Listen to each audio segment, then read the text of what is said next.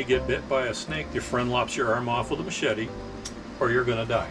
There's about 1.5 million people who need a prosthetic. We need a 3D designer. There is nobody doing this full time except us, so we really need help with complex stuff.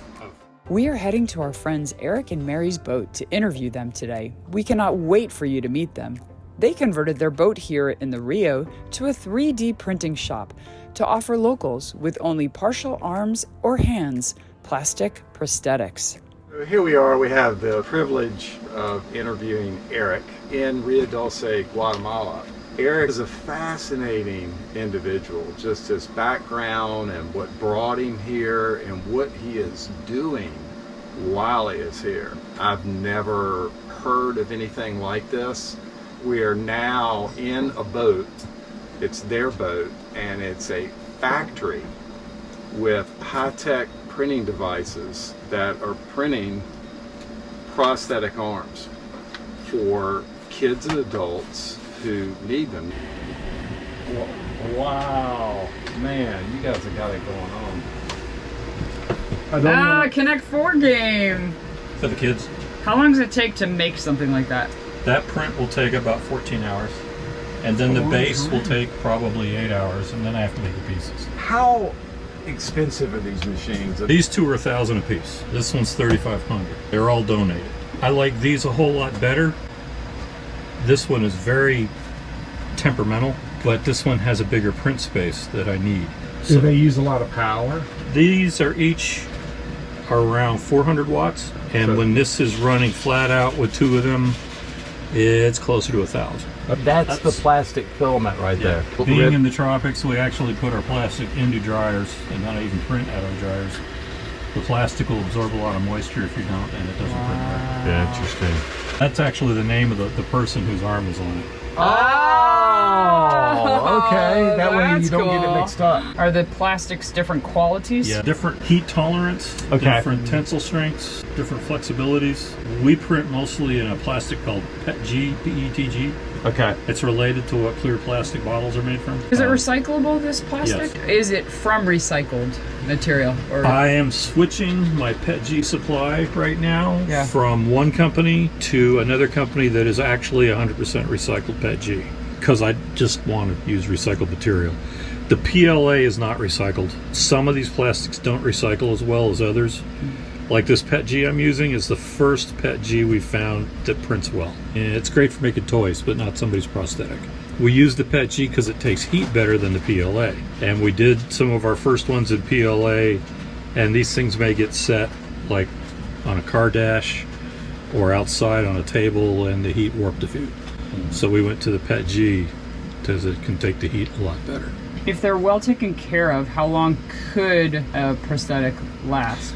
An adult, well taken care of, years. But there's maintenance, you said, every few The months? springs, you usually go about 3 or 4 months. The kids tend to outgrow them at 6 months to a year. So you have to replace them on a routine basis. Eric, tell us how you got here. So we've been on Yeah. boats for 35 years, either as like a nomadic wooden boat shipwright, Okay. and I did yacht interiors, and then for a period of time we lived on the boat and had business on shore. And then we've always been involved in humanitarian relief work, a lot of times on the logistics side, helping people we knew in the field.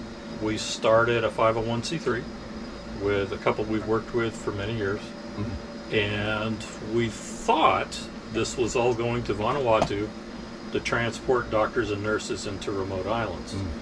And we got this far and COVID slammed the door shut, and so we stayed here, and that was a little over a year ago. But there's all these people that are missing limbs.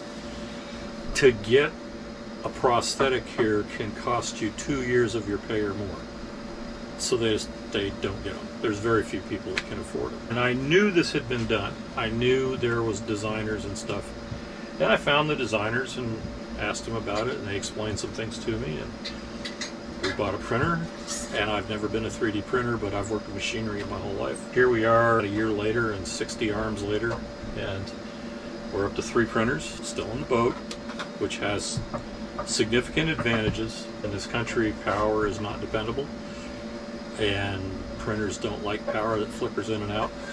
So we're on the boat where we have sine wave inverter, steady battery supply. Wow. We can charge from solar generator or shore.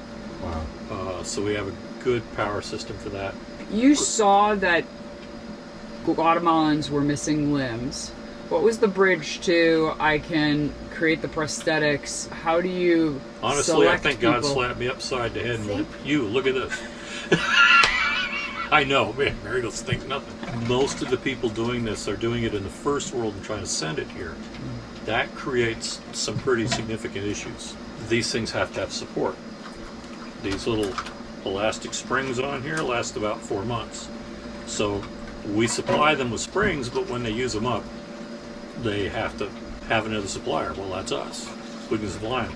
And there's no other way around that. Well, they That's- could buy them from a dentist. They're orthodontic dentists. Okay. But Okay. for some of these people, even that's a lot of money. The Velcro straps are going to wear out. And these are slip-on silicone fingertips that we can replace. We've had a few fingers broken. We've had some of the cuffs broken because I explained to them it's plastic. And one guy went right out and tried to hoist 40 kilos up with it and broke his whole arm. And I was like, okay, I'll make you another one. That's not a problem, but we can't pick up 40 kilos.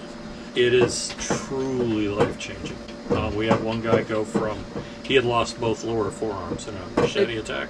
Yeah, let's talk about that. How are these arms and limbs being lost? Is there Sometimes any... violence, machete attacks, Okay. which can be anything from a fight to a robbery, probably followed by motorcycle accidents. Then there's birth defects. They're mostly hands, but sometimes it's somebody born. We just did a 14-year-old boy who was born without hands, and so we were able to make 2 of them. We've got some really, really dark video his father sent of his son feeding himself for the first time. So that to me is cool. That is really life-changing. cool. Amazing. But Aaron, like this first guy we met who had lost both arms, he made his living because there's no social safety net here, begging on the street. And I got him 2 arms made, and now he weaves hammocks and sells hammocks. So he has a business. We've had 3 welders in a month who lost arms in industrial accidents. And you don't get anything for that here. You're just out of a job. So we made arms for him, and he's back in the welding business.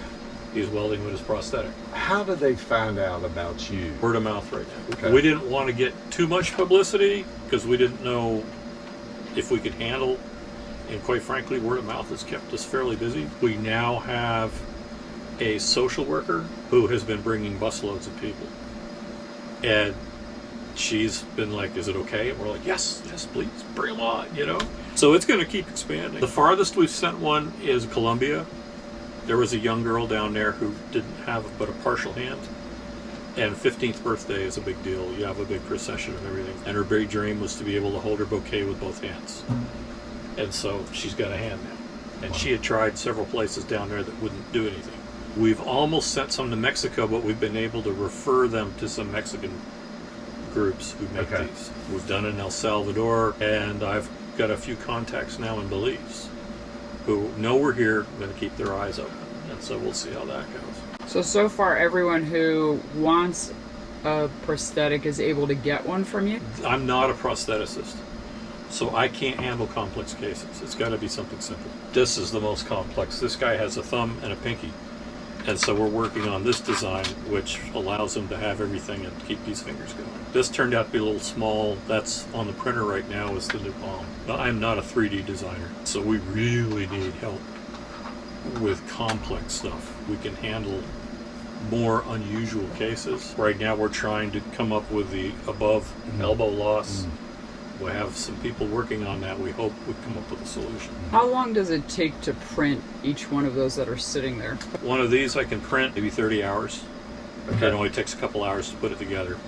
One of these we print for maybe 38 hours. And I Okay. set up the printers, they'll run overnight.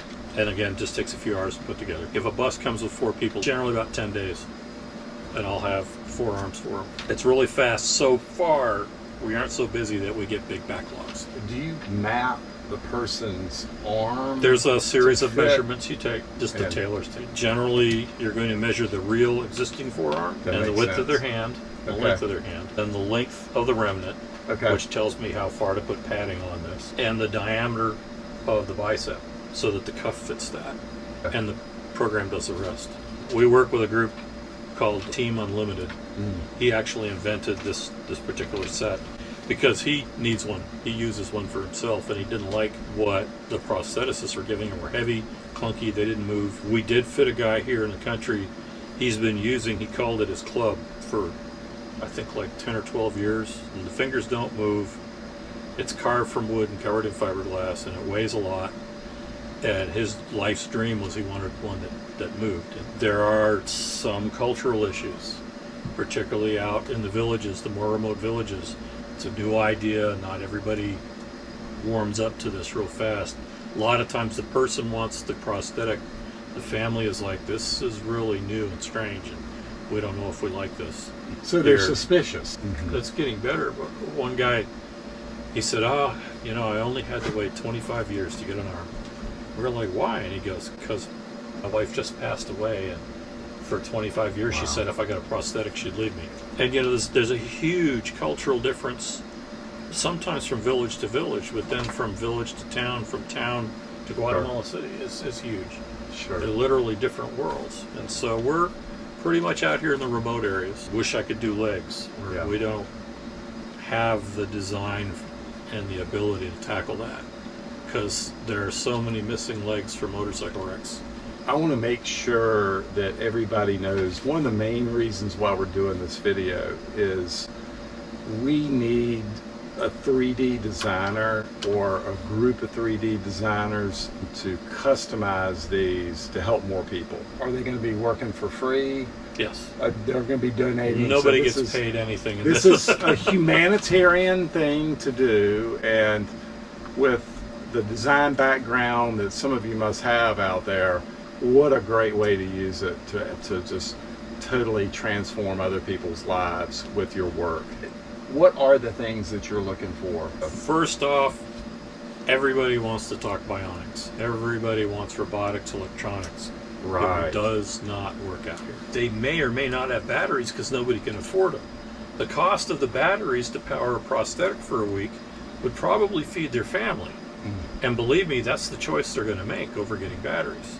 Well, here's how I communicate. I send a text to the last village that has one cell phone. When that person gets the text, the next time they see somebody going up the road, often on a mule or a motorcycle, they'll pass the word to them.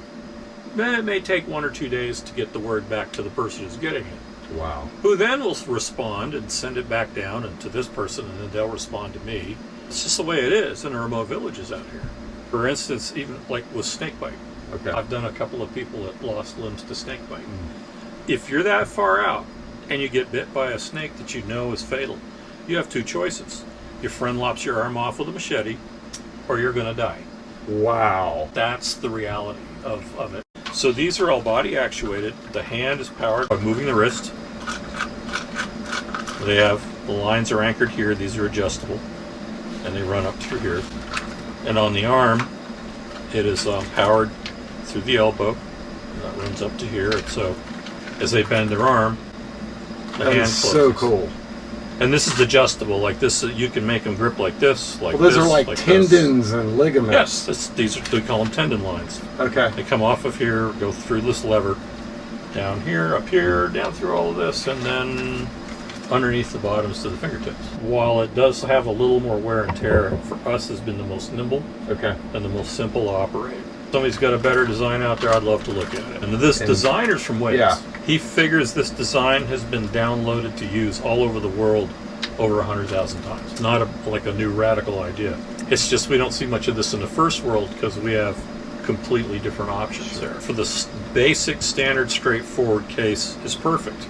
Okay. It's the unusual hands. Like this guy, his hand is so thick I couldn't even form it to it. So I have other people who are like missing a thumb but have all the fingers. So you're going to be providing measurements for these unusual cases where the 80-20 rule does not apply. Right. What type of training do they need? What type of software? There are actually very few dedicated prosthetic designers in the 3D world. The design itself isn't hard to figure out, but it's the unusual shapes, particularly when you get into birth defects. Like this guy's hand is very wide and very, very thick. Right. So the standard ratios of this just didn't work to just say, okay, we'll take off this and this. It's not just scaling, because if we just scale stuff, then holes are no longer round. The above elbow design is not easy. Okay. I have 9 people waiting right now on a list after we've told people we aren't doing them. There's probably a dozen more who would show up on our doorstep within days of us actually saying we could do it. Okay. And that's just the tip of the iceberg. Whereas these just hang on your arm. These have to be suspended from a shoulder. The drive line, obviously, is no longer your elbow. Okay. It's typically tied to the back of a harness that you wear. So it's much more complicated. Yeah. You know, a lot of Guatemalan men come up to about here because they're just shorter. That's sure the way it is. I need something that's really light, very scalable, that's not too complex to get on and off. And the few that guys have got around here tend to be the articulated hook. A lot of people are like, I just can't see myself wearing something that doesn't look like a hand. This is a little robotic looking. There are some designs out there, for instance, that have a rotating wrist. Okay. Which are really cool, but the finger systems they're not as nimble as this. Like that young 14-year-old man, there's a holder I make. It holds a pencil or a pen or a spoon or... At any rate, I stuck this in his hand, I put a pencil in it, and within 15 minutes he signed his name. He'd never been able to really write before.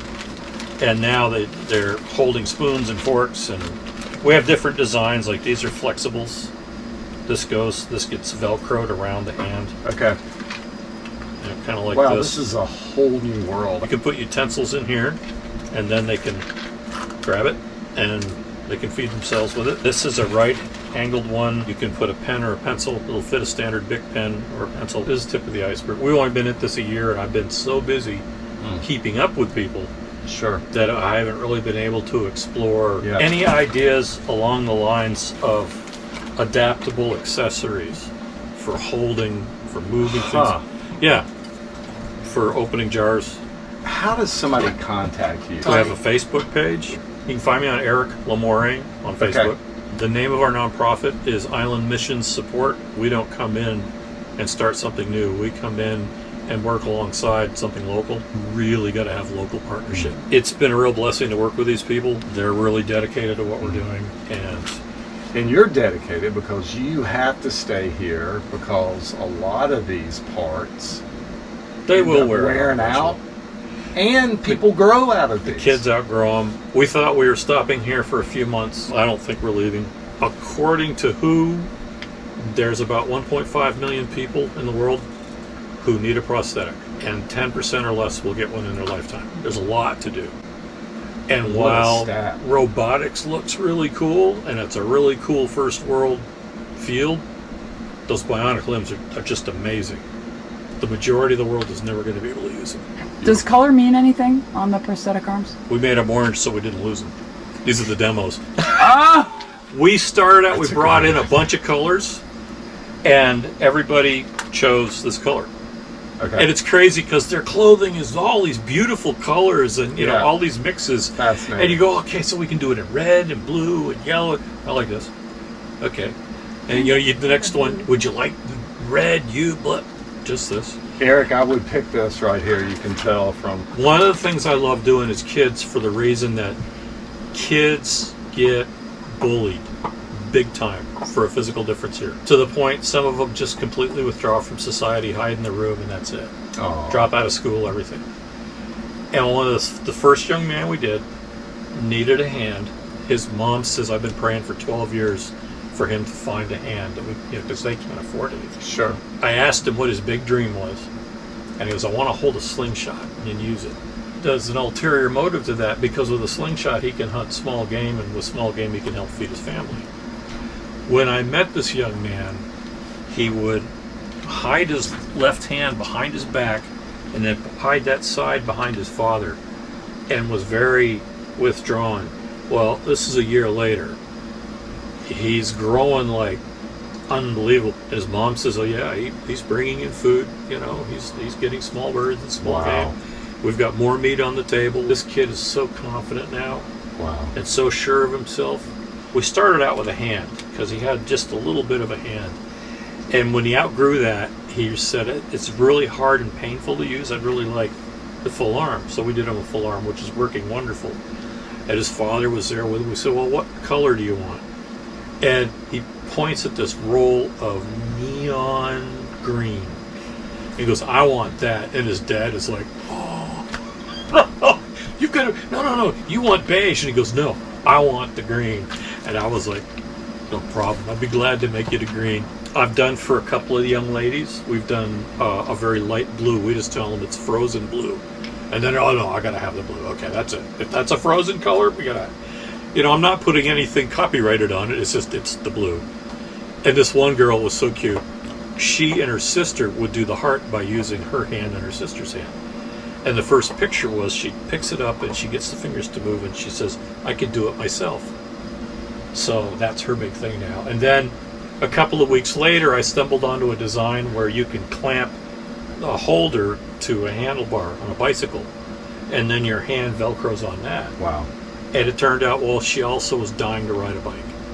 So now we've equipped her and she can ride a bike. That's amazing. So things that we take for granted. Yeah, stuff that we take for granted can be a huge deal. Eric, did they come see you here at the boat, or do you go out into the village? We usually get word through Rita's office. She is connected into the social service people, Yes. and they know the people in the villages, and so usually through one of these channels we find out about them. Then we've had people just show up, and I think twice Rita has chased somebody across the parking lot when she saw them. Yeah. And we ended up making hands for them. It's Coconut Telegraph right now, and now we're getting a little more exposure, like on Facebook. Yeah. And all that. I want to be careful about too much publicity, Right. and then I have to tell somebody, well, it may be 3 or 4 months before you get your arm. But that's not happening at this point. Okay. It's still a really good time. From what I've been told, there is nobody doing this full time except us from Mexico City to Colombia. There's a lot of need out there because it could never be met. Nobody talked about it. I would love to have a video when you present the arm for the first time to the kid and they put it on and then realize how it just at that point it really changes their life. What is it like? Is it like sometimes there's a lot of tears in the office. Okay. Sometimes a lot of laughter in the office. And how quickly can they get the hang of it? Everybody's different. For instance, we had one patient who's in his 60s. He had been dreaming of a prosthetic for 18 years, 20 years. He had lost his lower arm in a machete attack. And his family wasn't very keen on it, and his village wasn't very keen on it. And when I put it on him, he just turned around and started picking stuff up. And he goes, I've been imagining how to do this in my mind ever since I met you. And I said, so now that you have this, what are you going to do? And he goes, well, a lot of people where I live, they don't like this strange idea. And he goes, I'm going out every day, and I'm putting it in their face. And I'm going to show them how good it can be to have this. And another guy who knows him goes, and Eric, that's exactly what he does. I love it. And another guy has come in because of him, and we fixed him up. One guy is a cowboy, and he actually ropes and handles cattle with just one arm. He was born without the lower arm. I was like, well, so what are you thinking about? He goes, should I wear this when I'm wrestling cows? And I said, no. He goes, oh, okay, so I just do that job the same way I've always done it. Yes, because this won't survive. Right. Because he goes, oh yeah, I just wrapped the rope around my stump. I was like, no, we can't use a plastic arm for that. But he was still, but this is really great because for everything else in his daily life, now he has 2 hands to pick things up with. The young boy, he was signing his name literally within 15 minutes. He can now write. He can feed himself. That's a big deal. One guy said he's just a farmer, and he goes, my hardest thing is planting corn because he's got a bag of seed and he needs to ram his pole into the ground, and so he was holding it here. And he goes, at the end of the day, I'll be all black and blue. And he said, can I hold the pole with this? And I said, yes. And if you break it, you just let me know, and I'll make you an even heavier one. Because a few of the welders, I knew they were going to push it. So there's a plastic we can use that is carbon fiber reinforced. Wow. It's a little stiffer, it's a little stronger, costs more, but if somebody needs that, I'll go to that extent. But for him, he was like, you know how well I can plant corn now? And I won't hurt and be black and blue at the end of the day. To me, that's a really cool thing, Yeah. Maybe some people wouldn't think much of that. We had a farm wife who had got hacked badly with a machete. But it's a 4-hour trip for her to the emergency room. They said, well, if you could have got here in like a half an hour, we'd have saved the arm, but it's dead now because she'd lost so much blood flow. She was so skeptical at the start. She was like, okay, it's free. Sure. And I told her, you know, about the springs. We need to service the springs now and then, and if something breaks, she goes, okay, what's that going to be? It's free. Can I wash dishes with it? Yes. Can I collect firewood with it? Yeah, sure, go ahead. And it slowly warming up to this. So when we delivered it, I mean, I loved it. She has this beautiful teenage daughter who had a grin from ear to ear. She was so excited for Mom, and she was a little skeptical. And we put it on her. Can I use this to sweep? Because to sweep, she had to brace it in here, and it would really rub her skin. And now she has to sweep the whole house while we're there, and she's just excited. And then she's told us about how easy collecting firewood is for the cook fire. And her daughter is just like, oh, this is so great. Mom's just having a ball with this thing, you know. And it's because here you just have to learn to make do. That's the reality of life. Can be kind of hard sometimes. And it's rare for somebody to come along and just go, let me improve things a little bit for you here at yours, and not charge. Wow. Well, thank you so much for sharing your story, Eric. We're just, like the name of our boat, we're just blown away by this whole story. I mean, I'm still processing what I'm hearing. I just didn't even expect all this information. Guys, if you like videos like this, make sure you hit that like button.